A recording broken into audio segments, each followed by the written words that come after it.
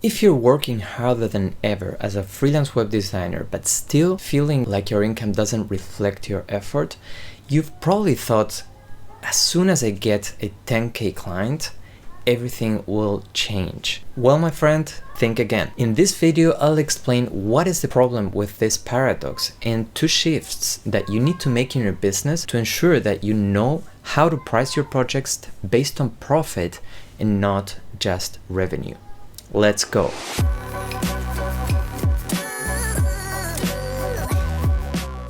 Hey everyone, welcome back to the channel. I'm Adrian Somoza, former lead designer at MediaMonks turned full-time business owner, and I help freelance web designers not only improve their design skills but also uncap their income ceiling. If you already found a lot of value in my free content, if you're ready to join us, then click the link below for a free consultation and let's have a chat. Having said that, let's dive into today's topic. So the problem with the 2K versus 10K dilemma is a misunderstanding between pricing and profit. Pricing is how much you charge. Profit is what you keep after costs. So really, we're talking about revenue being a little bit of a vanity metric and profit being the real metric that you want to be tracking so that you know for sure that you're being profitable in your business and that your efforts are really paying off. So many designers rely on hourly pricing. Now, hourly rates tie your income to your time. And the problem with that is that we all have limited time. So the only way to increase your income is to either increase the price of your hours or is to just work more hours, right? Another problem is that even the best estimates rarely are accurate, right? Projects often take 50% to 100% more time than expected. So the result? Well, you cover the costs, but you always will be struggling to make meaningful profit. So to build a sustainable and thriving business, you need to focus on profit margins, not just pricing. Profit margin is the percentage left after subtracting your time, effort, and expenses.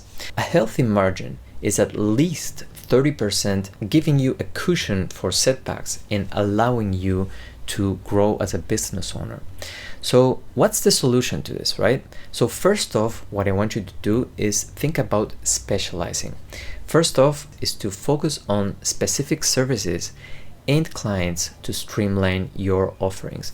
That means reducing the amount of services that you offer so that you can become better and better, ideally at one service, which would be web design. Then picking an industry vertical, repeatable solutions that you can create for your clients. That will allow you to package your services into defined repeatable systems like workflows, checklists, or automations to improve efficiency. Focusing all your efforts on repeatable solutions for recurring problems. So if you work for the same type of businesses in the same point in their journey, right, in the same maturity in their journey, the challenges and the solution that you can bring to the table are going to be basically the same, but for different businesses in the same niche, right? So that will help you to standardize processes, package your services, and streamline your offerings.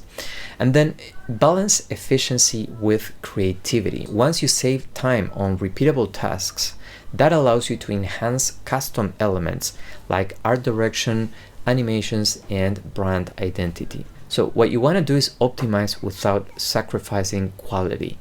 The idea is to streamline routine tasks to elevate unique creative aspects, ensuring every project remains impactful and tailored for each different client.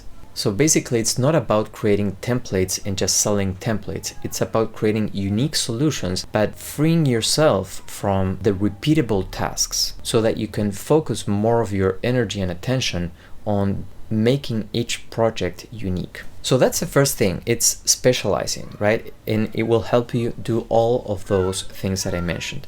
Now, the second thing is shifting to value-based pricing. Value-based pricing is a middle ground between the results your clients get and the time you spend or what costs you to complete the project. So let's take a look at this example. Let's say that there's a 2K project and a Taken project, right?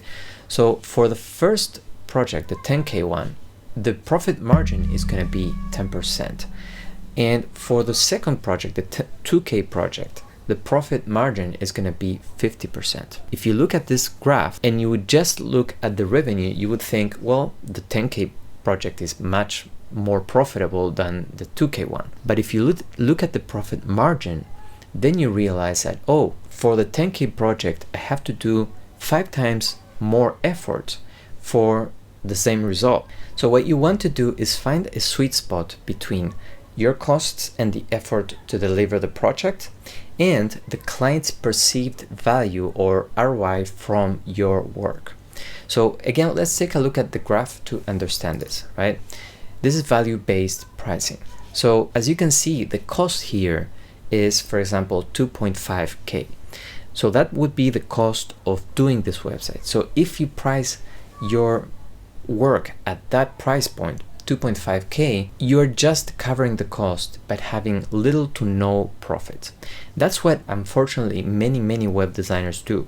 They just track their time, put a price to that time, and then calculate the cost of the project based on that. Now the problem with that is that you're leaving a lot of money on the table. Let's take a look at this graph as an example, right? Let's say that the cost of the project was 2.5K. So that means that, you know, the time, the energy, the cost of the project is at 2.5K. Now, the sweet spot between 2.5K and what's worth for the client, which is 20K a month, right? So client wins a lot more, right, than 2.5K. The sweet spot between those two would be 10K, right? So you can win that once, right? You win 10K for that investment, but the client is going to gain 20K per month out of this, right?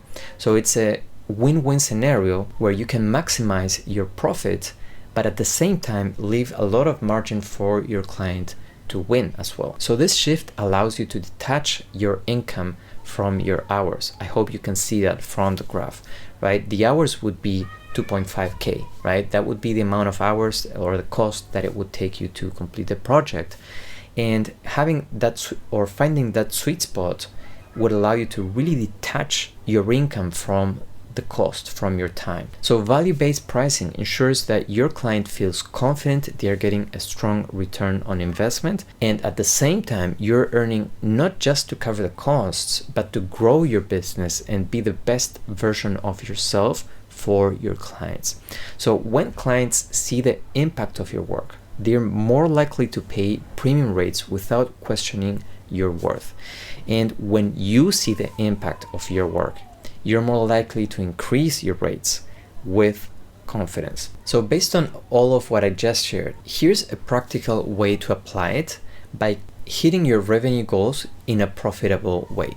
So first off, you want to calculate your monthly or yearly expenses, and an average around the world seems to be around 3K per month. Now, on top of that, add 30% profit margin.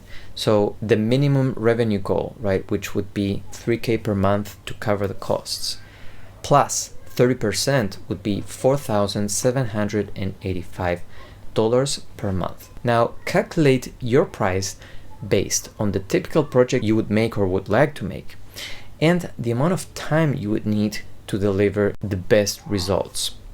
So let's say, for example, it takes you 1 month to complete your ideal project, right?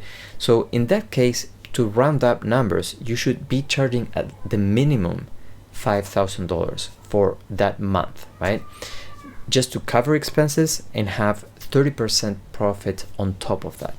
Now, at a 10% conversion rate, you would need 10 sales calls per month to hit that goal of 5K per month, okay? If it takes you 2 weeks to complete that project, you could charge 2.5K as a minimum, and then with a 10% CVR, you would need 20 sales calls per month to hit that revenue goal. So if you want to double your revenue goal, then you would need to double all the numbers that I just mentioned.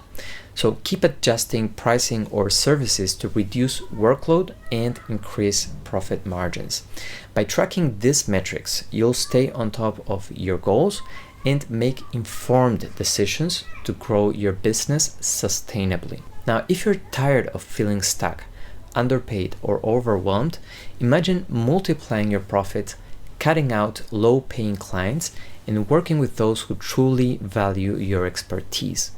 So at the BONT Club, right, my signature consulting program, I help designers like you achieve financial freedom, master value-based pricing, and build a business they love. So if you're ready to make that leap, apply to join today.